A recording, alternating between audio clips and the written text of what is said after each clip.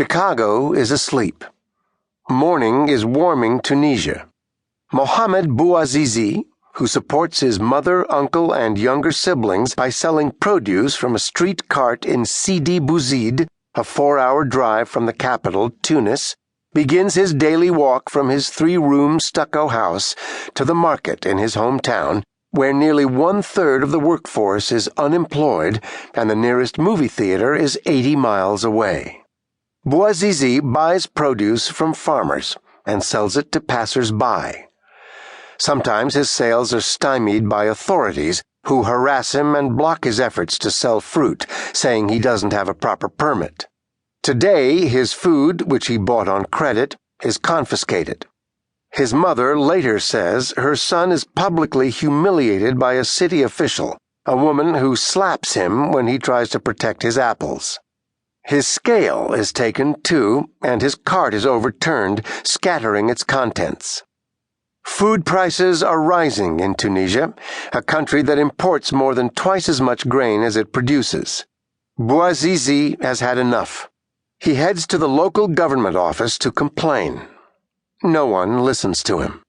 Outraged by his treatment, shortly before noon he douses himself with paint thinner and sets himself on fire in protest. The fire sears his clothes onto his body and burns off his lips.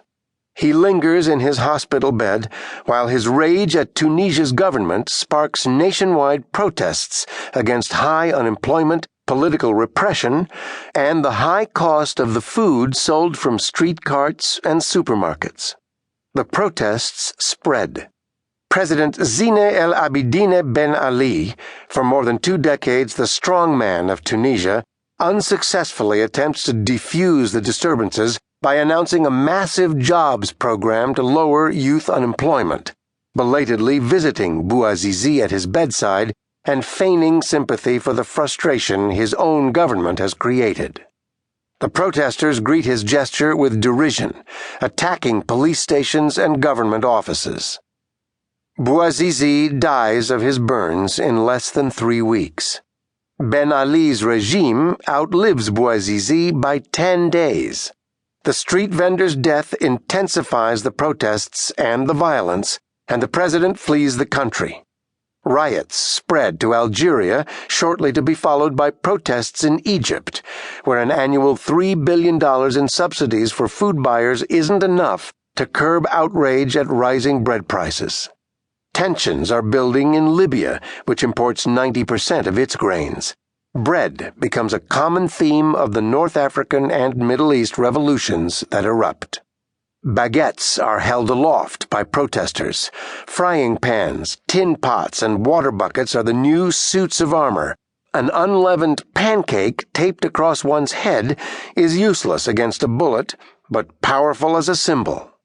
Chicago wheat is still rising. The United Nations has officially put world food prices at a record high. In Tunisia, Algeria, Egypt, Syria, and Yemen, throughout North Africa and the Middle East, bloodshed is an additional cost.